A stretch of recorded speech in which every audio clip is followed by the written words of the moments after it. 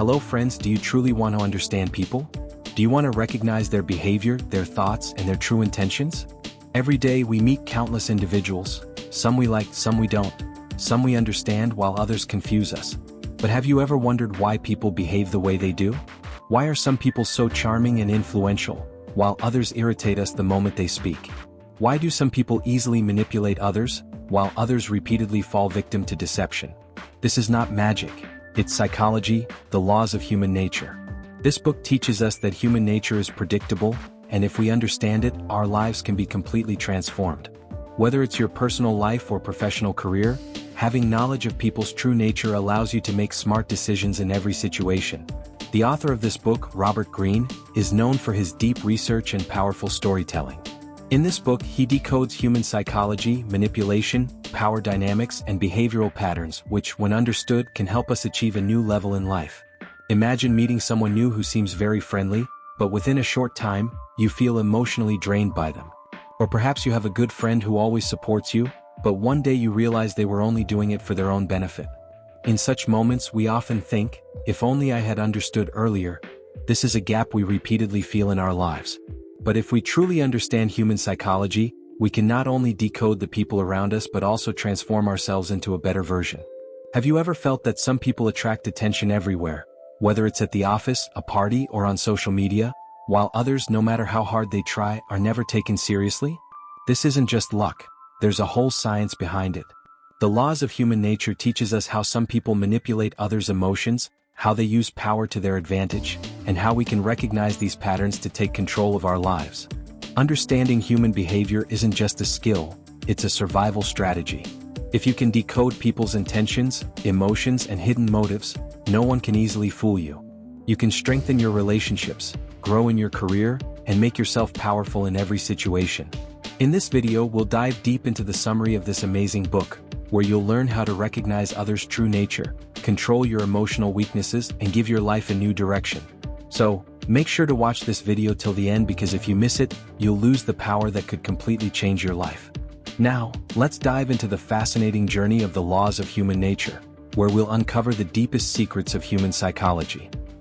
Chapter 1: The Law of Irrationality. Have you ever wondered why some people get angry without any solid reason? Why do many of us make decisions under the influence of emotions that later lead to regret? Why do we sometimes fixate on one perspective and stick to it, even when reality is different? This reflects a deep truth about human nature. We are all, to some extent, irrational. And when we believe we are entirely logical, that's when we are most deluded. If we look around, we'll find that even the biggest decisions in the world aren't always based on logic. People make decisions in politics, business, relationships, and careers that are often driven by emotions. Yet, everyone believes they've made a well-thought-out, logical decision. A highly intelligent and educated person might, in a moment of anger, do something harmful to themselves. A businessman who has been successful for years might, out of greed, make a wrong investment and lose everything. A leader known for his foresight might, when ego takes over, make a wrong decision and tarnish his reputation. Why does this happen? Because in the human mind, emotions are more powerful than logic. When we are passionate about something, our brain creates justifications for it, no matter how wrong it may be. This is called rationalization. It means we try to justify our wrong decisions instead of accepting and correcting them. For example, if you like someone, you might ignore their mistakes or find excuses to forgive them. But if someone you dislike makes the same mistake, it will seem like a big deal. This shows that we don't see things impartially, our emotions influence us. Similarly, when we fear something, our brain starts looking for reasons to justify that fear. If we think we might fail, we focus on all the reasons that could lead to our failure. This emotional thinking holds us back. If we truly want to control our emotions, the first step is to understand that we are not entirely rational. We need to ask ourselves, is this decision influenced by an emotion? If yes, we need to take a step back and think again. Sometimes we feel someone is against us, but if we separate our emotions and think objectively, we might realize they are actually trying to help us. When we are angry, we feel we've reacted correctly, but if we think calmly, we might realize our mistake. Great leaders and successful people master the art of controlling their emotions. They understand that in any situation, instead of reacting immediately, it's better to pause, take a deep breath, and think rationally before making a decision. Whenever we are about to make a decision driven by emotion, we should ask ourselves, Am I looking at this situation impartially? Is my decision influenced by fear, greed, anger, or ego? What would someone else do in my place? If we can answer these questions honestly, we can recognize our irrational behavior and improve our lives. Irrationality isn't just in others, it's within us too. If we accept that we can also think wrongly, that's the first step toward making our minds more rational. Emotions are a part of life, but if we let them dominate our decisions without thinking, they can harm us. Chapter 2, The Law of Narcissism. Have you ever met someone who constantly praises themselves, tries to show they are the best in every situation, or only thinks about themselves without understanding your feelings? If yes, then you've seen narcissism up close. We all think about ourselves, it's natural. But some people are so self-centered that they can't see others' emotions, thoughts, or problems. They live in their small world where they are the center of everything. This is narcissism. If you pay attention, you'll notice that such people always talk about themselves. If you tell them about your problems, they'll immediately relate it to their own bigger problems. They don't care how you feel because their own image is the most important thing to them. Narcissism isn't limited to people who try to appear great in front of others. It exists at a deeper level within every human being. We all have some degree of narcissism. When someone praises us, we feel good. When someone criticizes us, we feel bad. But those who are completely narcissistic make this feeling their entire identity. For them, the world revolves only around them. In childhood, every child is naturally self-centered. A small child's world is just themselves. They don't understand that their parents can also get tired or upset. But as we grow up, we should develop empathy, the ability to understand others' feelings. We should learn that everyone is living with their own struggles and joys, and we are not the center of the world. But some people don't go through this change. They grow up with the same self-centered mindset. This could be because their parents always made them feel special, or perhaps they were neglected in childhood and are now seeking the love and attention they didn't receive earlier. Some people are so deeply affected by their life struggles that they start seeing everything through the lens of their pain. If they've gone through a tough time, they feel the world is being unfair to them, and so they prioritize their suffering above everything else. They forget that everyone has struggles in life. Identifying a narcissistic person isn't difficult. They are often busy telling their own stories, interrupting others to talk about themselves. If you give them advice, they'll ignore it or take it as criticism. They constantly need praise and validation, and if they don't get it, they get upset. They consider themselves special and believe they deserve better treatment than others. If someone praises them, they like it, but if someone points out their mistakes, they immediately become defensive or consider that person an enemy. The most dangerous aspect of narcissism is that it can ruin relationships. A narcissistic person can never maintain balance in a relationship because their own image is the most important thing to them. They don't understand their partner's feelings and only maintain friendships that are beneficial to them. The truth is, narcissism exists on a spectrum. Everyone has some degree of narcissism, but some people reach a level where they become toxic to others. They live only in their own world and use others according to their needs. If we truly want to protect ourselves from narcissism, we need to understand that we are not alone in this world. We need to give as much importance to others' feelings and needs as we give to our own. The first step is to accept that we also sometimes think narcissistically. When we are in a conversation, we should ask ourselves, am I giving as much importance to the other person's feelings as I am to my own? If the answer is no, we need to change ourselves. We need to develop the habit of listening to others. We need to understand that everyone is going through their own struggles, and instead of always thinking about ourselves, we should also try to understand others' feelings. The other aspect of narcissism is that we need to avoid people who are excessively narcissistic. If you are with someone who only praises themselves and doesn't value your feelings, you should think about whether this relationship is right for you. Narcissism is a part of human nature, but when it becomes excessive, it not only harms us but also the people around us. If we truly want to become better individuals, we need to put ourselves in others' shoes.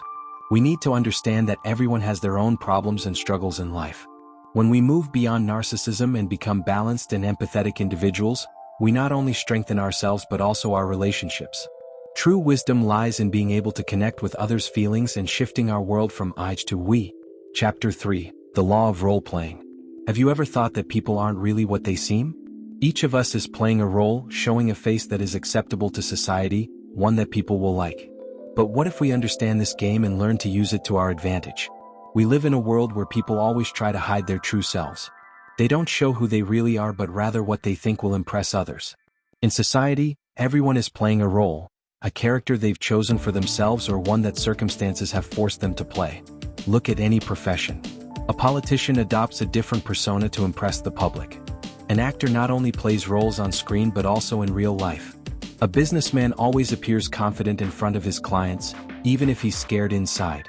We are all, knowingly or unknowingly, part of this game. When we meet someone new, we don't see their true nature. We see their smile, their words, and their body language. We think that's their real self, but often it's just a mask. People don't let their true selves come out because they fear that if the world sees their real identity, they might not be accepted. A person's true nature is only visible when they are alone, when no one is watching. That's when we are truly ourselves, without any pretense or fake smiles. But as soon as we are in front of others, our role-playing begins. We control our body language, weigh our words, and try to present ourselves in a way that we think the other person will like. From childhood, we are taught how to behave. In school, we have to appear disciplined even if we feel like mischief. At work, we have to appear professional and confident, even if we are nervous inside. In society, we have to appear kind and understanding, even if our true feelings are different. People play roles because it gives them acceptance in society. An employee plays the role of an ideal employee in front of their boss. A leader wears the mask of an honest person in front of the public. Even a friend sometimes hides their true feelings and shows what their friend will like. But the question arises, have we become so trapped in these roles that we've lost touch with our true selves? Have we become so distant from our real nature that we don't even know who we really are? If you observe people carefully, you can tell who is hiding their true feelings and who is being genuine. When someone tries too hard to show confidence, they might actually be insecure inside. When someone tries too hard to appear kind, they might be hiding their true feelings. The smile on people's faces doesn't always reflect the truth in their hearts. Sometimes, the fear hidden in their eyes, the slight movement of their hands, or the tremor in their voice can reveal their true selves.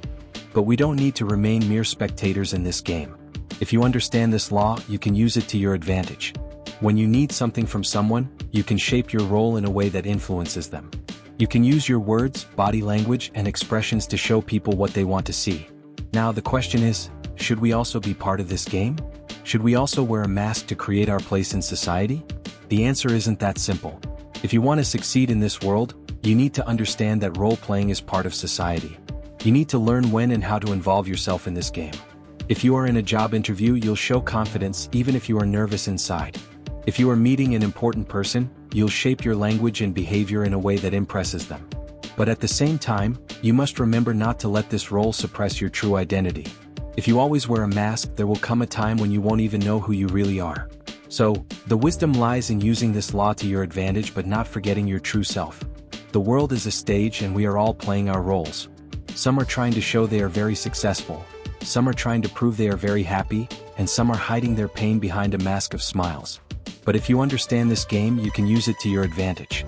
When you start understanding that people aren't what they seem, but there's a real face hidden behind them, you start seeing the world from a different perspective. You can see the pain behind fake smiles, feel the insecurity behind artificial confidence, and recognize the truth behind pretentious words. So, the next time you meet someone, don't just pay attention to what they say, but also try to understand what role they are playing. And most importantly, play your role in this world in such a way that you don't forget yourself, because true victory lies in playing the world's game without losing your true identity. Chapter 4. The Law of Envy. Have you ever felt that when someone around you succeeds, you feel less happy and more uneasy? Have you ever felt uncomfortable seeing a friend's progress? This isn't an ordinary feeling. It's envy, a feeling that slowly eats away at the human mind. We humans, by nature, are accustomed to comparing ourselves with others. When we see someone ahead of us, two kinds of feelings arise in our minds. Either we feel inspired by their success, or we start burning inside with envy. Envy isn't new, it's as old as human civilization. If you look at history, you'll find that the biggest wars, conspiracies, and betrayals were often driven by envy. Sometimes, envy is so deep that we don't even recognize it.